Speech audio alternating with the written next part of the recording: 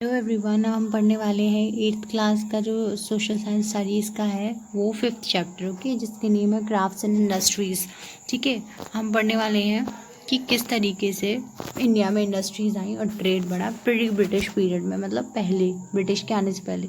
C during the Mughal period, तो British के पहले तो मुगल्स थे। There was no formal industrial system in India, कोई एक तरीके से फॉर्मल इंडस्ट्रियल सिस्टम नहीं था। Nevertheless, different crafts and the industries were flourishing in different urban center. Nevertheless का मतलब फिर भी क्या हो रहा था, बहुत सारी क्राफ्ट जो बनाती थी टेक्सटाइल इंडस्ट्री वो अर्बन सेंटर्स में, मतलब जो कस्बे थे उनमें फैल रही थी। High quality goods for being produce in the royal cottage industries, तो हाई क्वालिटी के गुड्स प्रोड्यूस हो रहे थे रॉयल कॉटेज में इंडस्ट्रीज़ में। Own domestic industries and royal कारखानाज और द वर्कशॉप, तो रॉयल कारखानाज में भी प्रोड्यूस हो रहे थे। ठीक है, these goods were being exported to different parts of the world through the flourishing maritime trade. तो ये जो गुड्स होते थे हाई क्वालिटी गुड्स कैसे ट्रांसफ़र होते थे, मैरीटाइम ट्रेड के थ्रू। मैरीटाइम का मतलब है जो सी के थ्रू ट्रेड होता है, उससे दूसरे दूसरे भागों में ट्रांसपोर्ट होते थे। Okay, and the Mughal rule, textile, Muslim, silk, precious stone and the handicrafts were some of the items of export। तो जो मुग़ल रूल में था वो टेक्सटाइल्स, मुस्लिन, सिल्क और हैंडीक्राफ्ट्स जो हाथ से बने होते थे वो ज़्यादा एक्सपोर्ट होते थे। के the scenario was overturn with the coming of the European trading companies.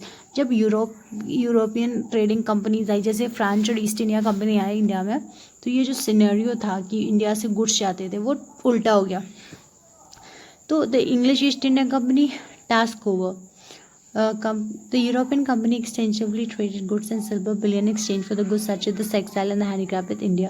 तो यूरोपियन कंपनीज ने क्या किया, इन्होंने गोल्ड और सिल्वर बहुत ज़्यादा मात्रा में एक्सचेंज किया, किसके बदले में, टेक्सटाइल और हैंडीक्राफ्ट्स में इंडिया से। Okay, in addition to this they establish factories in India, the period from this to this factory, the period from 1600 to 1750। और उन्होंने क्या किया, अपने ये जो यूरोपियंस थे उन्होंने फैक्ट्रीज बनाई इंडिया में, सूरत में बना था first factory. Okay, they also receive फरमान्स from the Mughal ruler giving them various trade concessions. तो फरमान भी मिल गया था मुगल रूलर से जिससे वो ट्रेड कर सकते थे बिना किसी रुकावट के। The lucrative trade with the India resulted in the race between various companies to gain monopoly over trade.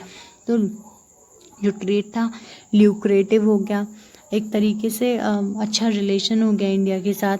इसकी वजह से क्या हुआ, जो कंपनी थी उन्होंने क्या सोचा, ट्रेड पे मोनोपोली, अपना हक जमाने की सोची।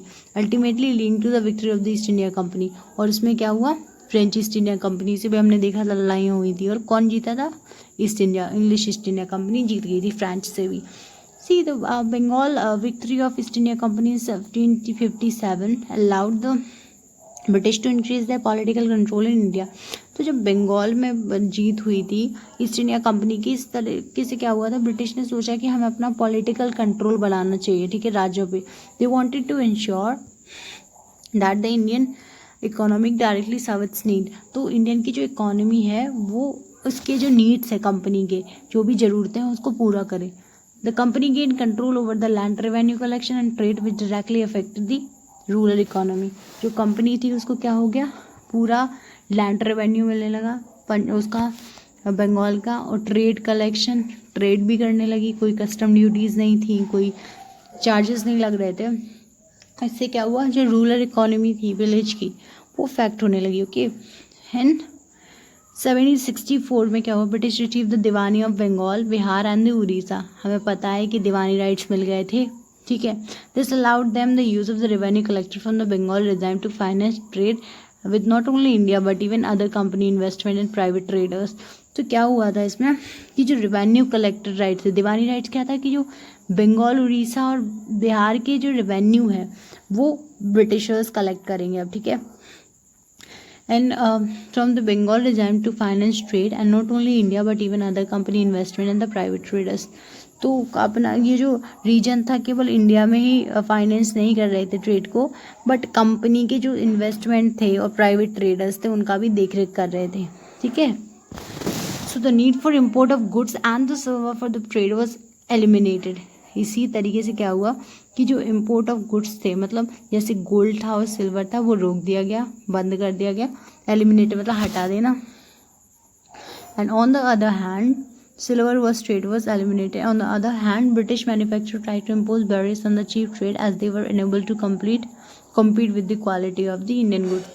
और उन्होंने क्या किया, ये जो चीप ट्रेड था, मतलब जो सस्ती चीज़ें मिल रही थी उनको हटा दिया गया, वो भी नहीं आया, क्योंकि जो चीप चीज़ें थी, जो इंडिया में गुड क्वालिटी गुड्स प्रोड्यूस हो रहे थे, उनके मुकाबले कुछ नहीं थे। ओके, इसलिए the industrial revolution, industrial revolution started in the 18th century in Europe. 18वीं सदी में यूरोप में शुरू हुआ था इंडस्ट्रियल रेवोल्यूशन, जहाँ पे कंपनीज आने लगी थी, इंडस्ट्रीज आने लगी थी, for ever changing the way goods were produce. और इसकी वजह से क्या हुआ, जब मशीनें आने लगी तो जो गुड्स हाथों से बनते थे वो मशीनों से बनने लगे और बहुत कम टाइम कंज्यूम होता था। Okay, this led to the deeper social and the economic impact. इसके कारण क्या हुआ, सोसाइटी में भी इम्पैक्ट आया, कुछ सोसाइटी में लोग ऊपर बढ़ने लगे, कुछ नीचे गिरने लगे, इकोनॉमिक में भी कुछ लोग की ज़्यादा अच्छी इकोनॉमी होने लगी, कुछ लोग की नहीं।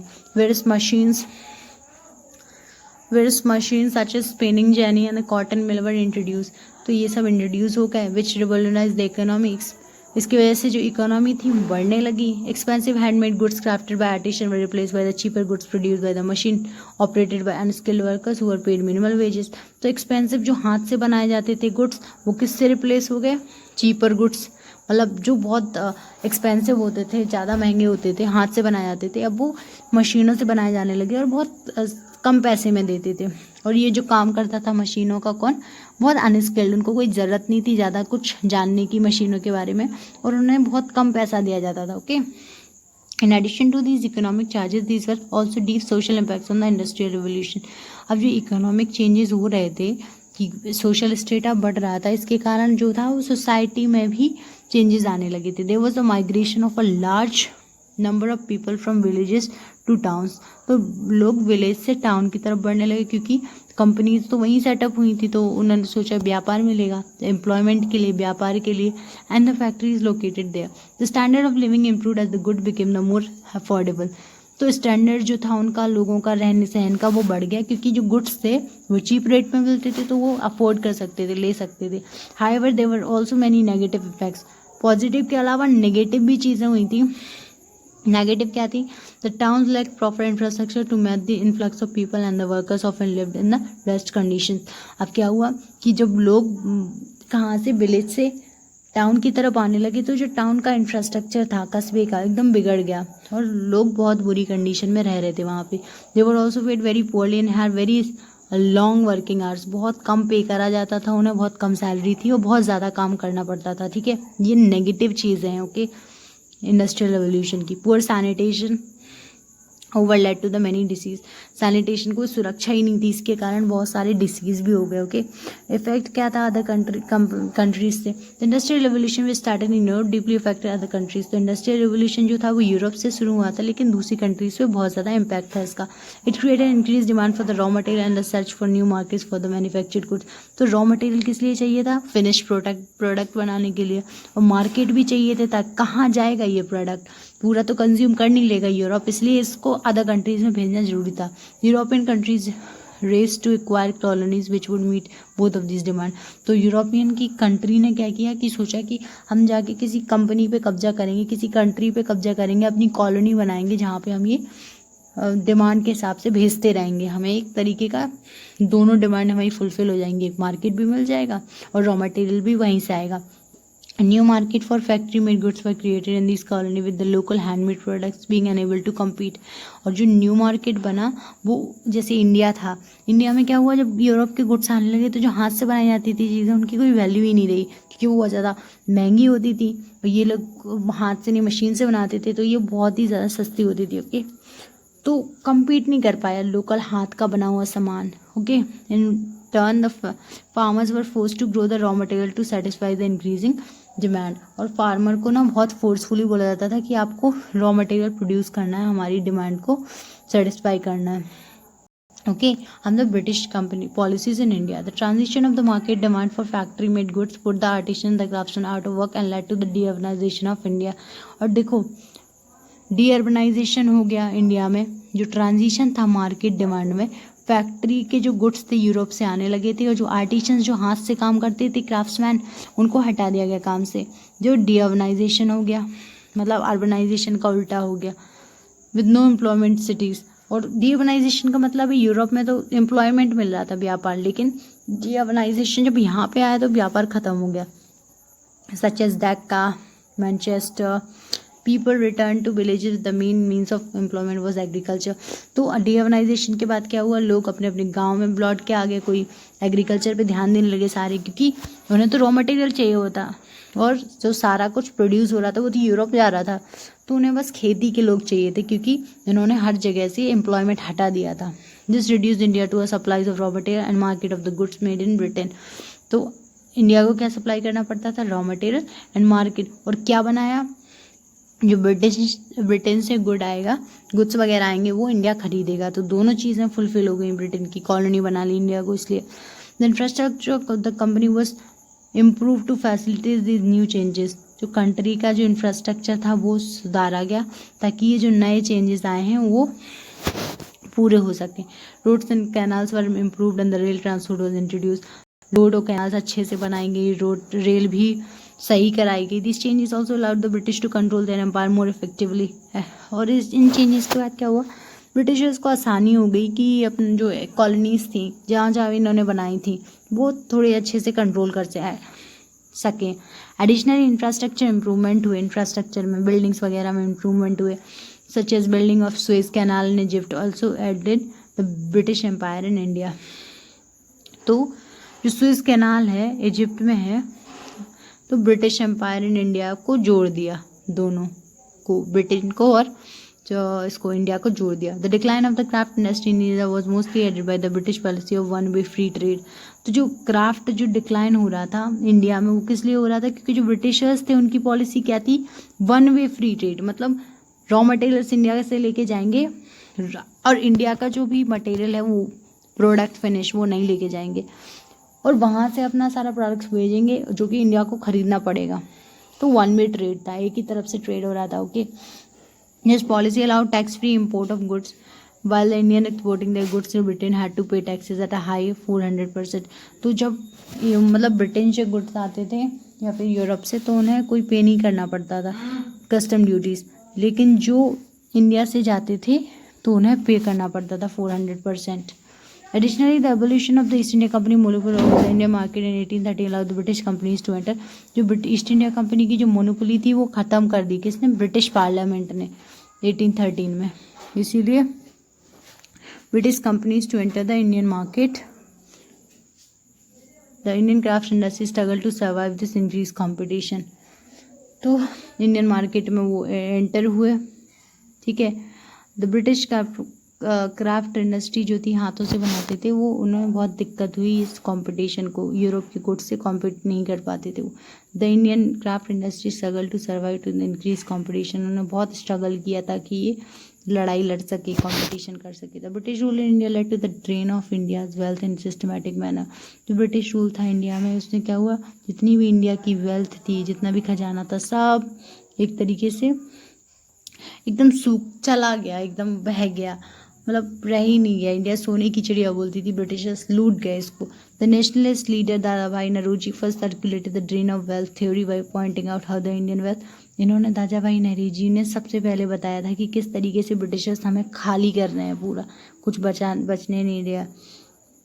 और क्या बताया उन्होंने, being drained away from India with no returns to India. Britain सब कुछ लेके जा रहा था इंग्लैंड में और इंडिया में कुछ नहीं था। This had impoverished the nation and India was devastated by famines with the death of million of people. इसकी वजह से हमारा जो देश था वो पूरा गरीब होता जा रहा था, और जो इंडिया था वो पूरी तरीके से फैमाइन, हमने पढ़ा था बंगाल में फैमाइन आया था क्योंकि खाने के लिए खाना नहीं था, बहुत सारे लोग मर गए थे, मतलब 1/3 लोग मर गए थे बंगाल में। Okay, growth of industries in the 20th century. जो फर्स्ट स्टेप था इन जो एस्टेब्लिशमेंट हुआ इंडस्ट्रीज़ का, वो कैसे हुआ, ठीक है। दे वर ड्यूरिंग द स्वदेशी मूवमेंट इन 20th सेंचुरी। 20वीं सदी में हुआ स्वदेशी मूवमेंट के दौरान। At this time Indians own textile mills came up in Ahmedabad, Surat and Bombay. Ahmedabad जो कि कॉटन होती है, सूरत भी वहीं पे है, और बॉम्बे साउथ में है। तो इन जगह पे टेक्सटाइल मिल बनी, सेटअप हो गई। The Tata iron steel factory was also setup in 1905। तो यहाँ पे इंडस्ट्रीज आने लगी। तो पहले कॉटन की ये अहमदाबाद, सूरत और बॉम्बे में हुई। फिर टाटा आयरन स्टील फैक्ट्री कहाँ सेटअप हुई? जमशेदपुर शुगर इंडस्ट्री 1905 में। एंड सीमेंट इंडस्ट्री भी आने लगी, और जो कि 1930s में बनी, थोड़ा लेट बनी। Industrialization in India was preceded by widespread plantation industry. तो इंडस्ट्रियलाइजेशन जो हुआ वो केवल प्लास्टिक में ही या फिर आयरन में ही नहीं, बल्कि प्लांटेशन इंडस्ट्रीज भी बढ़ी, which produce cash crop on the large scale for the purpose of export. जिससे ये जो क्या करते थे, कैश क्रॉप, जो कमर्शियल क्रॉप्स थी जो बाहर बेच की जा सकती थी, उससे पैसे मिलते थे, वो प्रोड्यूस करने लगे एक्सपोर्ट करने के लिए। ठीक है, large state growing only one cash crop. और जो ये क्या क्या कैश क्रॉप्स ग्रो करते थे? इंडिगो, टी और कॉफ़ी, क्योंकि ये बाहर जाती थी और इनके पैसे मिलते थे। Okay, so this could be seen in different parts in 19th century India. Many tea plantations came up in Assam, Bengal and South India, while coffee plantation was set in the western Ghats of South Africa. तो जो T plantations था वो ज़्यादातर north east part में, जैसे Assam, Bengal, south India, जैसे कर्नाटका है उसमें होने लगा। और जो कॉफ़ी था वो साउथ इंडिया में, कर्नाटका में कॉफ़ी होता था। This plantations were mostly owned by the European while the workers were Indians. तो ये ओनर कौन थे? यूरोपियंस होते थे, इंग्लैंड से होते थे। और वर्कर्स जो होते थे, लेबर्स, वो इंडिया के होते थे। Having made to sign contract with the planters, this workers were exploited as they could not leave the platform. तो ये क्या करते थे? कॉन्ट्रैक्ट साइन करा लेते थे कि इतने टाइम पीरियड के लिए तुम्हें काम करना ही होगा। और ये वर्कर्स इतना एक्सप्लॉइट होते थे, उन्हें बोला जाता था कि आप एक तरीके से आप बॉन्डेड हो हमसे, तो आप छोड़ नहीं सकते हो काम। However the process of industrialization in India very slow and there was अ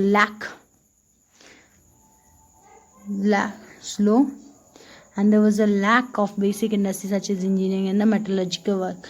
तो इंडस्ट्रियलाइजेशन की जो प्रोसेस थी इंडिया में बहुत स्लो थी, और इंजीनियर्स वगैरह की बहुत कमी थी। कुछ इंडस्ट्रीज में इंजीनियर्स की ज़रूरत थी, बल्ब वगैरह बनाने में, इलेक्ट्रिसिटी प्रोड्यूस करने में, मेटलर्जिकल वर्क्स की। The colonial government did not take step to improve the condition. Colonial government में कोई नहीं पड़ी थी कि वो कुछ करें इस सिचुएशन को इम्प्रूव करने के लिए। There was also lack of qualified and the skill levels to work in the industry at higher post. और हायर पोस्ट पे काम करने के लिए क्वालिफाइड और स्किल्ड वर्कर्स नहीं थे, उनकी एजुकेशन इतनी सही नहीं थी। As a result, at the same time of independent industrial development, India was stunted, and thus succeeding governments which came to the rule the country had to take important steps for industrialization of the country. तो independence के time क्या हुआ? Industrial revolution क्या था? It was stunted. And जो government आई, constitution बना, जो भी आई, ठीक है, जवाहरलाल नेहरू आए थे, उन्होंने क्या किया कि कुछ स्टेप्स लिए ताकि जो इंडस्ट्रियलाइजेशन है वो इंडिया में बढ़ सके। ठीक है, इसी से हम पूरा चैप्टर ख़त्म करते हैं, 5th चैप्टर जो है 8th क्लास की बुक का। तो हमने क्या पढ़ा? यूरोप में इंडस्ट्रीज़ कैसे आई, ब्रिटिशर्स आए इंडिया में तो वो कैसे ट्रेड कर रहे थे, कॉलोनीज़ किस लिए बनाई, नेगेटिव इफेक्ट क्या था, पॉजिटिव इफेक्ट क्या था इंडस्ट्रीज़ का, हम सब ने इस चैप्टर में पढ़ा है। और जो हम कोरिलेट करेंगे ये पिछले वाले चैप्टर से कर सकते हैं। तो अगर मतलब धीरे धीरे सब चैप्टर्स को एक तरीके से जॉइन करके, कंबाइन करके पढ़ा जाए, तो ये जो सारा कॉन्सेप्ट है वो एक ही है, क्लियर हो जाएगा। Thank you so much everyone.